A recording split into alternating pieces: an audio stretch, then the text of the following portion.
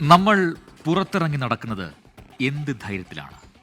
നമുക്ക് ചുറ്റുമുണ്ട് കൊലയാളികളും പിടിച്ചുപറിക്കാരും കാമവെറിയുള്ള രതിരോഗികളും. എന്നിട്ടും നമ്മൾ എങ്ങനെയാണ് ഇറങ്ങി നടക്കുന്നത്? ലോകത്തെ എല്ലാ സൊസൈറ്റിയും ആ ധൈര്യം സംഭരിക്കുന്നത് ഒരൊറ്റ ഘടകത്തിലാണ്: സോഷ്യൽ സെക്യൂരിറ്റി, സാമൂഹ്യ സുരക്ഷ. കേവലം പെൻഷനും പദ്ധതികളും മാത്രമല്ല, ഏത് രാത്രിയും പുറത്തിറങ്ങി നടക്കാൻ കഴിയുന്നത്രയും സുരക്ഷിതമാണോ നമ്മുടെ നാട് എന്ന സുപ്രധാനമായ ചോദ്യത്തിനുള്ള ഉത്തരം കൂടി വേണം. അതെ എന്നാണ് ഉത്തരമെങ്കിൽ പിന്നെ ആ രാത്രിയിൽ അനുവിന്റെ ജീവൻ എടുത്തത് ആരാണ്?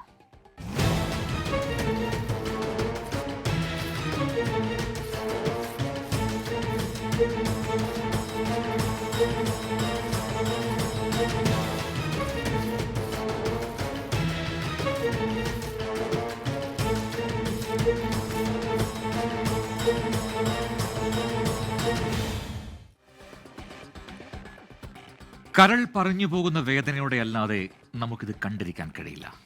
ശത്രുതയില്ല, പകയില്ല. ഒരു രാത്രിയിൽ ഒരു മനുഷ്യജീവൻ ഇല്ലാതാകാൻ അങ്ങനെ ഒരു കാരണവും ഉണ്ടായിരുന്നില്ല. നിഷ്ഠുരമായൊരു കൊലപാതകത്തിനുള്ള ഒരു സാധ്യതയുമില്ലാത്ത ജീവിതമായിരുന്നു അവളുടേത്. അസാധാരണമായൊരു അന്വേഷണം, പ്രതിയിലേക്കുള്ള അതിവേഗ തെളിവുകൾ. ആരംഭിക്കാം കുറ്റവും ശിക്ഷയും.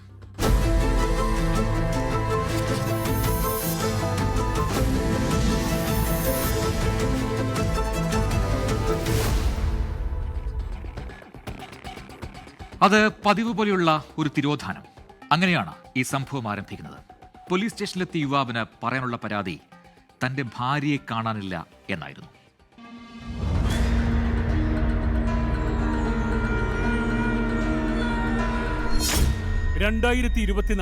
മാർച്ച് 11, സമയം രാത്രി 8 മണി, പേരാമ്പ്ര പോലീസ് സ്റ്റേഷൻ, കോഴിക്കോട് ജില്ല. ഭാര്യയെ കാണാനില്ല. ആ ചെറുപ്പക്കാരൻ ആകെ അവശനായിരുന്നു. പോലീസുകാർ അയാൾ നൽകിയ പരാതി സ്വീകരിച്ചു. അനു, വയസ്സ് 26, കുറുങ്കുടി വീട്, പേരാമ്പ്ര, കോഴിക്കോട് ജില്ല.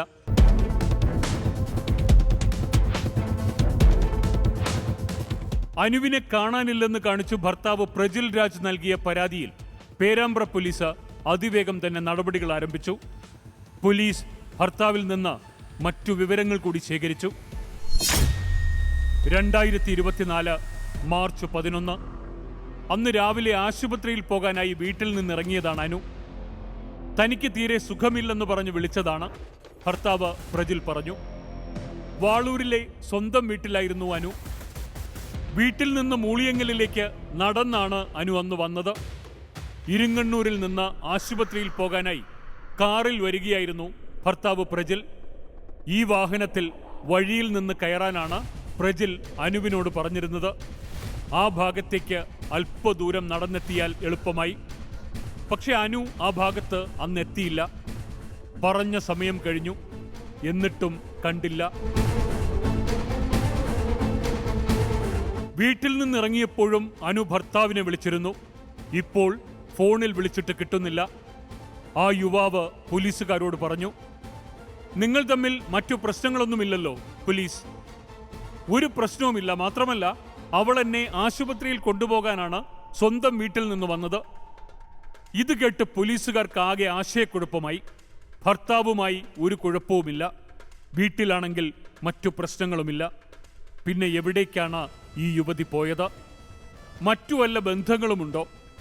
ആണയിട്ട് പറയുന്നു ബന്ധുക്കൾ. ആർക്കും അങ്ങനെ ഒരു സംശയവുമില്ല.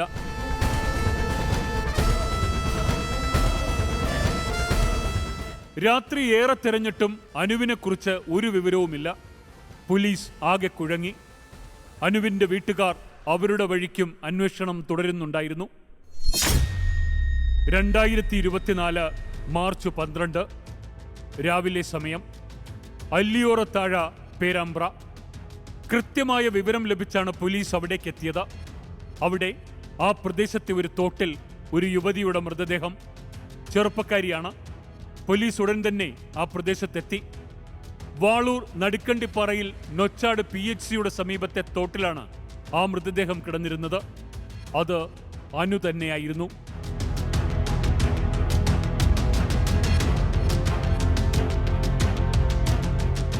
അധികം ആളുകൾ സഞ്ചരിക്കാത്ത പ്രദേശം. അനു മരിച്ചു കിടന്ന തോട്ടിൽ അത്ര ആഴത്തിൽ വെള്ളമില്ല. ഒരാൾ നിന്നാൽ കഷ്ടിച്ച് മുട്ടുവരെ മാത്രം മുങ്ങാനുള്ള വെള്ളമേ അതിലുള്ളൂ. അതൊരു മുങ്ങി മരണമല്ല. ആത്മഹത്യയാകാനുള്ള സാധ്യതയുമില്ല.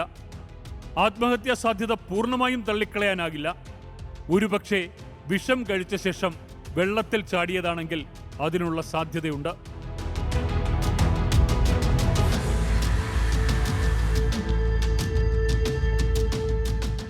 മൃതദേഹം തോട്ടിൽ നിന്ന് പുറത്തെടുത്തു. തുടർന്ന് നടത്തിയ പരിശോധനയിൽ പോലീസിന് കുറെ കൂടി കാര്യങ്ങൾ വ്യക്തമായി. അതൊരു ആത്മഹത്യയല്ല എന്ന് പോലീസ് ഉറപ്പിച്ചു. അതിനുള്ള ഒരു കാരണം ആ ശരീരത്തിലെ ചില പാടുകളാണ്. അതൊരു പിടിവലി നടന്നതിൻ്റെ പാടുകളാണ്. മുട്ടോളം മാത്രം വെള്ളം, ശരീരത്തിലെ അസ്വാഭാവിക പാടുകൾ. അതൊരു കൊലപാതകമാകാനേ സാധ്യതയുള്ളൂ.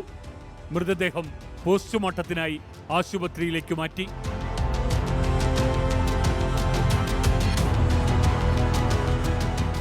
എന്തായിരിക്കും അനുവിന് സംഭവിച്ചിരിക്കുക? ഭർത്താവിനെ ആശുപത്രിയിലേക്ക് കൊണ്ടുപോകാനായി വീട്ടിൽ നിന്ന് തിരിച്ച യുവതി. ആ നിമിഷങ്ങളിലും ഭർത്താവിനോട് ഫോണിൽ സംസാരിച്ച അനു വീടിന് അത്ര ദൂരെയല്ലാതെ ഒരു തോട്ടിൽ മരിച്ചു കിടക്കുന്നു. അതൊരു നിഷ്ഠൂര കൊലപാതകം തന്നെ.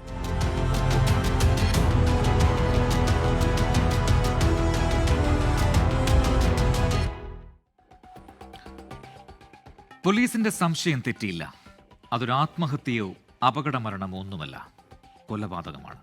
പക്ഷേ ആരാണ് കൊലയാളി? സാധാരണ പോലീസിന് ഒരു ക്രൈം സ്പോട്ടിൽ നിന്ന് ലഭിക്കുന്ന ആദ്യ സൂചനകൾ, കൊലയാളിയിലേക്കുള്ള ആ മണം പിടിക്കൽ, അതൊന്നും ഇവിടെ വർക്കാവുന്നില്ല. ആരായിരിക്കും ആ കൊലയാളി? 2024 മാർച്ച് 12 വൈകുന്നേരം പോസ്റ്റ്മോർട്ടം പൂർത്തിയായി. അനുവിന്റെ മൃതദേഹം പോസ്റ്റ്മോർട്ടത്തിനു ശേഷം ബന്ധുക്കൾക്ക് വിട്ടു നൽകി. ആദ്യ കാഴ്ചയിൽ കണ്ടതെല്ലാം ശരി തന്നെ. ശരീരത്തിൽ കാര്യമായ ബലപ്രയോഗം നടന്നതിൻ്റെ ലക്ഷണങ്ങളെല്ലാമുണ്ട്. ആ പാടുകളിലൊന്ന്, അത് അത്ര ലളിതമല്ല. നെഞ്ചിലാണത്. ചവിട്ടേറ്റതുപോലെ ഒരു ക്ഷതം. വെള്ളം ലങ്സിലെത്തിയാണ് മരണം സംഭവിച്ചിരിക്കുന്നത്. അക്ഷരാർത്ഥത്തിൽ അതൊരു മുങ്ങിമരണമല്ല, പക്ഷേ മുങ്ങിമരണത്തിന്റെ ലക്ഷണങ്ങളെല്ലാമുണ്ട്. മുട്ടോളം വെള്ളം മാത്രമുള്ള ആ തോട്ടിൽ അനുവിനെ ആരോ മുക്കിക്കൊന്നിരിക്കുന്നു. അതാണ് പോലീസിന്റെ നിഗമനം.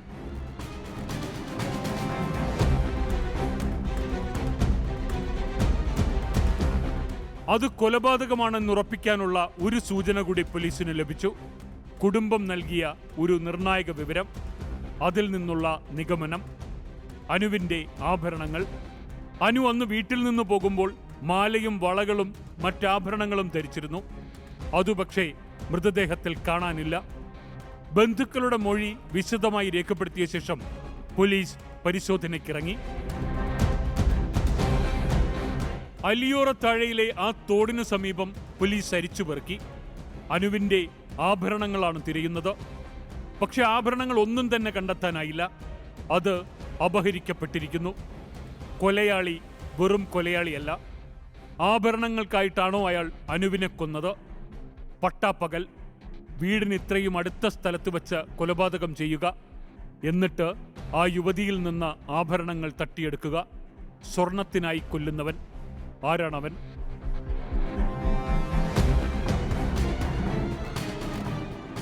മോഷ്ടാക്കളുടെ മോഡസ് ഓപ്പറാൻഡി, കുറ്റകൃത്യം എക്സിക്യൂട്ട് ചെയ്യുന്ന രീതി, അതിലുണ്ടാകും അവൻ. സ്വർണം കവരാൻ ആളുകളെ അപായപ്പെടുത്തുന്ന സംഭവങ്ങൾ അടുത്ത കാലത്ത് അടുത്ത സ്ഥലങ്ങളിൽ നടന്നിട്ടുണ്ടോ? പോലീസ് അന്വേഷണം ആ വഴിക്കായി. സമാന കുറ്റകൃത്യങ്ങളിൽ മുമ്പ് ഏർപ്പെട്ടവരുടെ ഒരു ലിസ്റ്റ് തയ്യാറാക്കി. അവരിൽ ആരെങ്കിലും ഈ ഭാഗത്ത് ഈ ദിവസങ്ങളിൽ വന്നിട്ടുണ്ടോ? 2024 മാർച്ച് 13 അന്വേഷണ സംഘം പ്രതിക്കായുള്ള തിരച്ചിൽ ഊർജിതമാക്കി. പല സംഘങ്ങളും പല വഴി തിരിഞ്ഞു. പോലീസ് അനുവിന്റെ വീട്ടുകാരുടെ മൊഴി വിശദമായി എടുത്തു.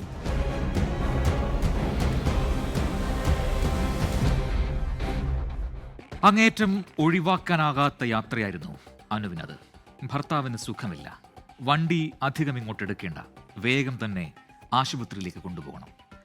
വാഹനമൊന്നും നോക്കാതെയാണ് വീട്ടിൽ നിന്നും അനു ഇറങ്ങിയത്. പക്ഷേ പതിയിരിക്കുന്നൊരു ദുരന്തം മുന്നിൽ കാണാൻ കഴിയാത്ത അവസാന യാത്രയായിരുന്നു അനുവിനത്. 2024 മാർച്ച് 11 വിജനമായ വഴിയിലൂടെയാണ് ധൃതിയിൽ ആ യുവതി നടന്നു വരുന്നത്. മൂളിയങ്ങലിലേക്ക് പെട്ടെന്നെത്തണം. നടപ്പിന്റെ വേഗതയിൽ അത് പ്രകടമാണ്. അധിക നേരം ഭർത്താവിനെ അവിടെ കാത്തു നിർത്തിക്കരുത്. പോകും വഴി അനു ഇടയ്ക്കിടെ തിരിഞ്ഞു നോക്കുന്നുമുണ്ട്. വഴിയിൽ എന്തെങ്കിലും വണ്ടി വരുന്നുണ്ടോ, ഓട്ടോ കിട്ടാനുള്ള സാധ്യത അവിടെ വളരെ കുറവാണ്. എങ്കിലും ഇടയ്ക്ക് ഒരല്പനേരം നിന്നു നോക്കി. പിന്നെയും നടത്തം തുടർന്നു.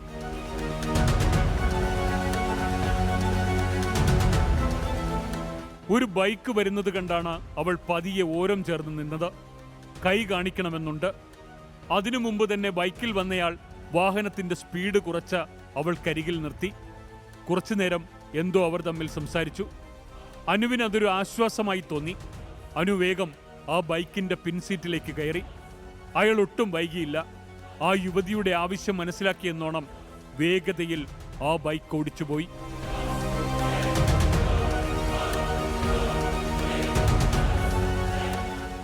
അനു ഒരു ബൈക്കിൽ യാത്ര ചെയ്തു പോകുന്നത് കണ്ടു എന്ന നിർണായക വിവരം ലഭിച്ചതോടെ പോലീസ് അന്വേഷണം ആ വഴിക്കായി. ഒരു അപരിചിതന്റെ ബൈക്കിനു പിന്നിൽ. നാട്ടുകാരായ ദൃക്സാക്ഷികൾ പോലീസിന് മൊഴി നൽകി. അയാളെ അതിനു മുൻപ് കണ്ടിട്ടില്ല. അനുവിന് പരിചയമുള്ളതായും തോന്നിയില്ല. അതിനിടെയാണ് ചുവന്ന നിറത്തിലുള്ള ഒരു ബൈക്ക് ആ പ്രദേശത്ത് സംശയാസ്പദമായ സാഹചര്യത്തിൽ കണ്ടതായി നാട്ടുകാരും അറിയിച്ചത്.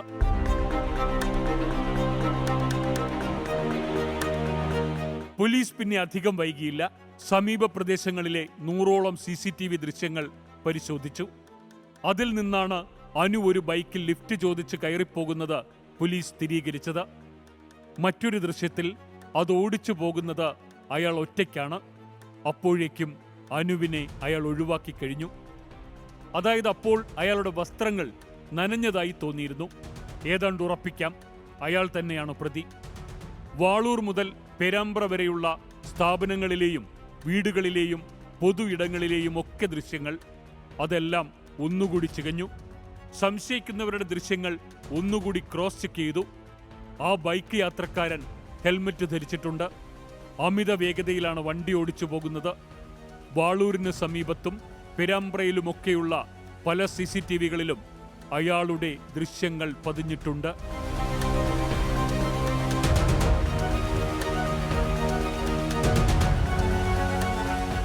പക്ഷെ ദൃശ്യങ്ങളിലൊന്നും അയാളെ തിരിച്ചറിയാൻ കഴിയുന്നില്ല. പോലീസുകാർ ആകെ കുഴങ്ങി. സമാനമായ കുറ്റകൃത്യങ്ങളിൽ ഏർപ്പെട്ടവരുടെ ലിസ്റ്റിൽപ്പെട്ടയാളാണോ, അതും തിരിച്ചറിയാനാകുന്നില്ല. പോലീസുകാർ കൊടും കുറ്റവാളികളുടെ ഫോട്ടോ വെച്ച പരിശോധന തുടങ്ങി. ബൈക്ക് കേന്ദ്രീകരിച്ച് സമാന്തരമായി നടത്തിയ അന്വേഷണത്തിലാണ് ആ ബൈക്ക് ഒരു മോഷണ ബൈക്കാണെന്ന് തിരിച്ചറിഞ്ഞത്. ആ ചുവന്ന ബൈക്ക് മട്ടന്നൂർ സ്വദേശിയായ നൌഫലിൽ നിന്ന് മോഷ്ടിക്കപ്പെട്ടതാണെന്ന് പോലീസ് ഉറപ്പിച്ചു.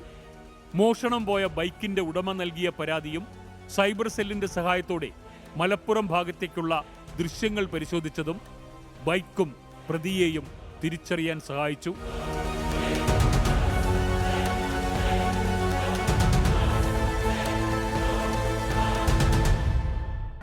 കേരളത്തിലെ അങ്ങോളം ഇങ്ങോളമുള്ള ബൈക്ക് മോഷണ കേസുകൾ കൂടി പോലീസ് പരിശോധിച്ചു. മാച്ചിംഗ് കേസുകൾ വരുമ്പോൾ CCTV ദൃശ്യങ്ങൾ ആ സ്റ്റേഷനിലെ പോലീസുകാർക്ക് നൽകും. അത് അത്ര എളുപ്പമായിരുന്നില്ല. പക്ഷേ കുറ്റാന്വേഷണത്തിൽ ഒന്നും അസാധ്യമല്ലല്ലോ. 2024 March 15 Mattannur police station. CCTV ദൃശ്യങ്ങൾ പരിശോധിച്ചപ്പോൾ ലഭിച്ച ബൈക്കിന്റെ നമ്പറും വിവരങ്ങളും അത് പിന്തുടർന്നപ്പോഴാണ് അത് മട്ടന്നൂരിൽ നിന്ന് മോഷ്ടിക്കപ്പെട്ടതാണെന്ന് വ്യക്തമായത്. സംശയമുള്ള CCTV ദൃശ്യഭാഗങ്ങൾ മട്ടന്നൂർ പോലീസിനും കണ്ണൂർ സ്പെഷ്യൽ ബ്രാഞ്ചിനും നൽകിയിരുന്നു. അയാൾ ആ ബൈക്ക് മോഷ്ടിച്ച് കടന്നു കളഞ്ഞത് കണ്ണൂരും കടന്ന കോഴിക്കോട് ജില്ലയിലേക്കാണ്. കൂടുതൽ ദൃശ്യങ്ങൾ എടുത്തു. പേരാമ്പ്ര പോലീസ് അതുറപ്പിച്ചു. രണ്ടും ഒരാൾ തന്നെ. മോഷ്ടിച്ച ബൈക്കുമായാണ് അയാൾ ആ നാട്ടിലേക്ക് എത്തിയത്, ആ ക്രൂരകൃത്യത്തിനെത്തിയത്. ഹെൽമറ്റുണ്ട്. എന്നാലും സ്ഥിരം ബൈക്ക് മോഷ്ടാക്കളിൽ ഒരാളാകില്ലേ അത്? ഒരു സംശയം. മട്ടന്നൂർ പോലീസ് ആ ലിസ്റ്റ് എടുത്തു. ക്രൈം റെക്കോർഡ്സ് ബ്യൂറോ രേഖകളും എടുത്തു. നിരന്തരമായ പരിശോധനകൾക്കൊടുവിൽ ദൃശ്യങ്ങളിലെ ആളെ മട്ടന്നൂർ പോലീസ് തിരിച്ചറിഞ്ഞു. 2024 മാർച്ച് 16 പേരാമ്പ്ര പോലീസിന് മട്ടന്നൂരിൽ നിന്ന് വിവരം കിട്ടി. അയാളുടെ പേരും നാടുമെല്ലാം കിട്ടി. അയാൾക്ക് സമാനമായ കുറ്റകൃത്യങ്ങളിൽ ഏർപ്പെട്ട ചരിത്രമുണ്ട്. 2024 മാർച്ച് 16 കൊണ്ടോട്ടി. ലോക്കൽ പോലീസ് ഒപ്പമുണ്ട്. പ്രതിയെന്ന് സംശയിക്കുന്നയാളുടെ വിവരങ്ങൾ അവരുടെ കയ്യിലെത്തി. അവർക്ക് ആളെ അറിയാം. സ്ഥലം ലൊക്കേറ്റ് ചെയ്തു. അതിനകം തന്നെ പേരാമ്പ്ര പോലീസ് അവിടെ എത്തിയിരുന്നു. അയാൾ വീട്ടിൽ തന്നെയുണ്ട്. അതാണ് ഊഹം. പോലീസുകാർ ആ വീട് വളഞ്ഞു.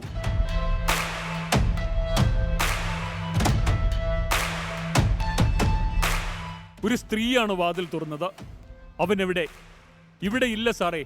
മറുപടി പച്ചക്കള്ളമെന്ന് പോലീസിന് അപ്പോൾ തന്നെ വ്യക്തമായി. പെട്ടെന്ന് 2 പോലീസുകാർ അകത്തേക്ക് കടന്നു. അവർക്ക് തെറ്റിയില്ല. ആളകത്തുണ്ട്.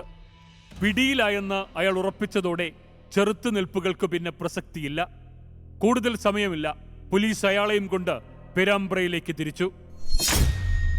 മുജീബ് റഹ്മാൻ, വയസ്സ് 49. കൊണ്ടോട്ടിയാണ് സ്വദേശമെങ്കിലും നാട്ടിൽ അങ്ങനെ മുജീബ് ഉണ്ടാകാറില്ല. മിക്കപ്പോഴും പുറത്തായിരിക്കും, അല്ലെങ്കിൽ അകത്ത്. നാട്ടുകാർക്ക് അയാളെക്കുറിച്ച് വ്യക്തമായി ചില കാര്യങ്ങൾ അറിയാം. കള്ളനാണ്. നിരവധി കേസുകളുണ്ട്. പിടിച്ചുപറിയും മാലമോഷണവുമൊക്കെ. പക്ഷേ ശിക്ഷിക്കപ്പെട്ടവ കുറവാണ്. കൂട്ടത്തിൽ സ്ത്രീകളെ ഉപദ്രവിച്ചവ വേറെയും.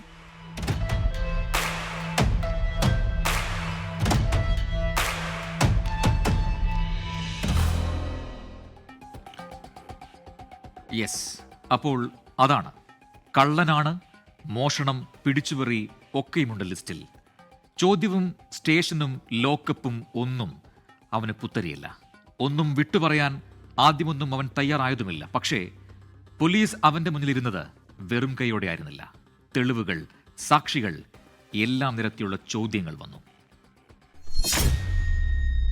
2024 മാർച്ച് 17 മുജീബിന്റെ കാര്യത്തിൽ പോലീസിന് മൃദുഭാവമുണ്ടായിരുന്നില്ല. തനി പോലീസ് മുറയിൽ തന്നെയായിരുന്നു ആദ്യം മുതൽക്കേയുള്ള ചോദ്യങ്ങൾ. അയാൾ പക്ഷേ ഉത്തരങ്ങൾ മാറ്റി മാറ്റി പറഞ്ഞുകൊണ്ടേയിരുന്നു. വാളൂരിൽ വന്നിട്ടേയില്ല എന്നായിരുന്നു ആദ്യം മുജീബിന്റെ നിലപാട്. ബൈക്ക് ഒരു സുഹൃത്തിൻ്റെതാണ്. അയാൾ ഉറപ്പിച്ചതുപോലെ തന്നെ ആ കള്ളങ്ങൾ ആവർത്തിച്ചു. പക്ഷേ ആ സാമർഥ്യം അധിക നേരം പോലീസ് വകവെച്ചു കൊടുത്തില്ല. 2024 മാർച്ച് 11 അന്നുച്ചയോടെയാണ് അയാൾ പേരാമ്പ്രയിലെത്തിയത്. മോഷ്ടിച്ച ബൈക്കുമായി അയാൾ വാളൂർ വഴി പോയത് മോഷണം എന്ന ഉദ്ദേശത്തിൽ തന്നെ. വിജനമായ ആ വഴിയിൽ അയാൾ കാത്തു നിൽക്കുകയായിരുന്നു. ആരെങ്കിലും ആ വഴി വരുമെന്ന് മുജീബിനറിയാം. അയാൾ കരുതിയതുപോലെ തന്നെ ആ യുവതി അതുവഴി വന്നു. അനുവിനെ കണ്ടു തന്നെയാണ് മുജീബ് ബൈക്ക് കുറച്ചു സമയം അവിടെ മാറ്റി നിർത്തിയിട്ടത്. അനു പോകാനായി വാഹനങ്ങൾ നോക്കുന്നത് മുജീബിന്റെ ശ്രദ്ധയിൽപ്പെട്ടു. അയാൾ പതിയെ ബൈക്ക് സ്റ്റാർട്ടാക്കി. മുജീബിന്റെ ബൈക്ക് വരുന്നത് കാണാതെ മുന്നോട്ട് തന്നെ നടന്ന അനുവിന്റെ ശ്രദ്ധ പിടിച്ചു പറ്റാനായി അയാൾ നീട്ടി ഹോൺ മുഴക്കി. അവളുടെ അടുത്തേക്ക് ബൈക്ക് പതുക്കെ സ്ലോ ചെയ്തു നിർത്തി.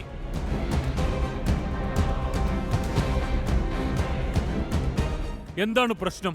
വല്ലാത്ത ധൃതിയിലാണല്ലോ, സഹായിക്കണോ? അനുവിനോട് മുജീബ് ചോദിച്ചു. അതേ ചേട്ടാ, ഭർത്താവിന് തീരെ സുഖമില്ല, ആശുപത്രിയിൽ എത്തിക്കണം. മുജീബ് മറുപടി പറഞ്ഞു. അടുത്ത ജംഗ്ഷൻ വരെയല്ലേ, ഞാൻ വിട്ടുതരാം, കയറൂ. അവൾക്ക് മറ്റു മാർഗങ്ങളൊന്നും ഉണ്ടായിരുന്നില്ല. മുജീബിന്റെ വണ്ടിയിൽ അവൾ കയറി. മുജീബ് അപ്പോൾ തന്നെ അനുവിന്റെ കഴുത്തിലെ മാലയും കയ്യിലെ വളയും മറ്റാഭരണങ്ങളും ശ്രദ്ധിച്ചിരുന്നു. ആരുമില്ലാത്ത സ്ഥലം നോക്കിയാണ് അയാൾ ആ വാഹനം ഓടിച്ചത്. അല്ലിയോറത്താഴയിൽ ആരുമില്ലെന്ന് വണ്ടി ഓടിക്കുമ്പോൾ തന്നെ അയാൾക്ക് മനസ്സിലായി. മോളെ, എനിക്കൊന്ന് മൂത്രമൊഴിക്കണം. അയാൾ വണ്ടി നിർത്തി. അനു ബൈക്കിൽ നിന്നിറങ്ങി ആ തോടിന് സമീപത്തേക്ക് മാറി നിന്നു. തോടിലേക്ക് നോക്കി നിൽക്കുകയായിരുന്ന അനുവിന്റെ മനസ്സിൽ എത്രയും പെട്ടെന്ന് ഭർത്താവിന്റെ അടുത്തെത്തണം എന്നതു മാത്രമായിരിക്കാം ആ സമയത്തെ ചിന്ത. പക്ഷേ അവൾ ഒട്ടും പ്രതീക്ഷിക്കാത്ത സമയത്ത് അത് സംഭവിച്ചു.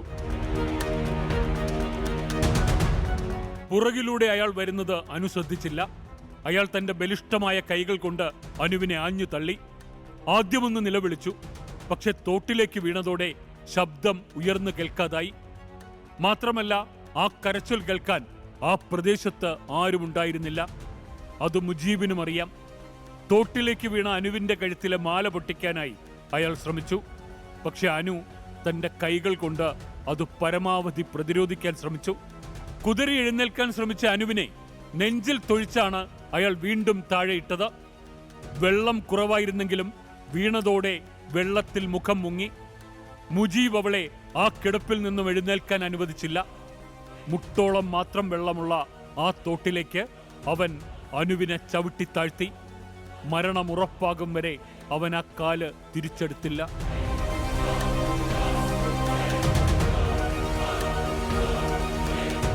മരണമുറപ്പിച്ച ശേഷമാണ് മുജീബ് അനുവിന്റെ ആഭരണങ്ങൾ ഊരിയെടുത്തത്. സമീപത്ത് ആരുമില്ലെന്ന് ഉറപ്പുവരുത്തിയ ശേഷം പെട്ടെന്ന് തന്നെ ബൈക്ക് സ്റ്റാർട്ടാക്കി ഓടിച്ചുപോയി. താൻ സുരക്ഷിതനാണ് എന്ന തെറ്റിദ്ധാരണയോടെ.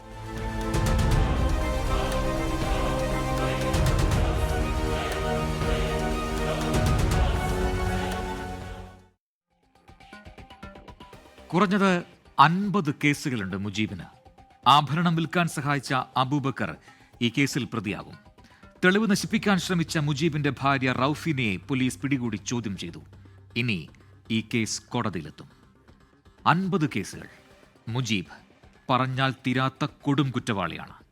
നാളെ മറ്റൊരു കേസുമായി വീണ്ടും കാണാം. Good bye.